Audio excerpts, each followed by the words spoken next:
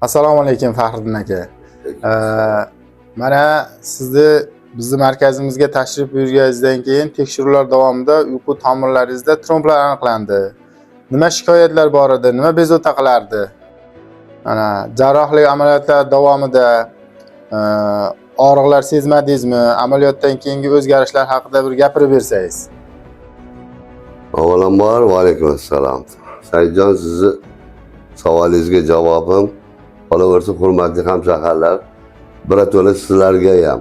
Men bu markazni borligini avvalo Alloh nasib qilgan ekan, eshitib kelib qolganim.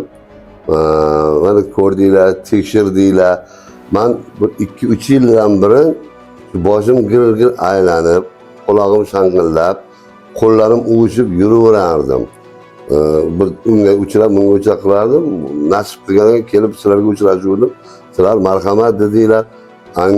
Nima kardiyo tekshiruvlar qildinglar, dorilar berdinglarki, bo'yin tomiridan tromb chiqdi. Men birinchi ishonmadim, ko'rsatdinglar. Juda ham yaxshi, 10 kun davolanishni qilib, natijada buni operatsiya jarrohlik usuli bilan olinsa yana ham yaxshi bo'ladi dedinglar. Men shunga ishondim ham, mana operatsiyalardan ham chiqdim ham jarrohlikdan.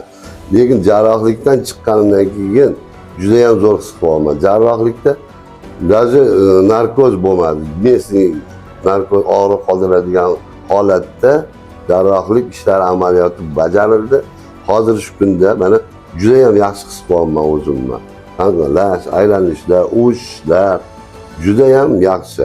Oldingi natija. Men bu joyga kelib kimdadir shunaqa shikoyatlar bo'lsa, misol uchun qo'li uvishyaptimi, boshi aylanyaptimi, quloq zang'illayapti, ko'zi tinyaptimi, hattoki qon bosimi oshib yurib, ukol qilib, skoriy chaqirib emas. Mana shu degan sabablari qon bosimlarining oshishi ham. Shu uyqu tomiridir ekan, shu yerdagi trom shu holatga olib kelar ekan. Harakat qilinglar, kelib shu yerga murojaat etinglar. Harakat topsa mana shu dargohda, shu markazda vrachlar jon kuydirishib, jon deb davolashyapti. Men juda ham xursandman, bulardan minnatdorman. Qo'l ko'zi dard ko'rmasin bularni. Rahmat e'tiboringiz uchun.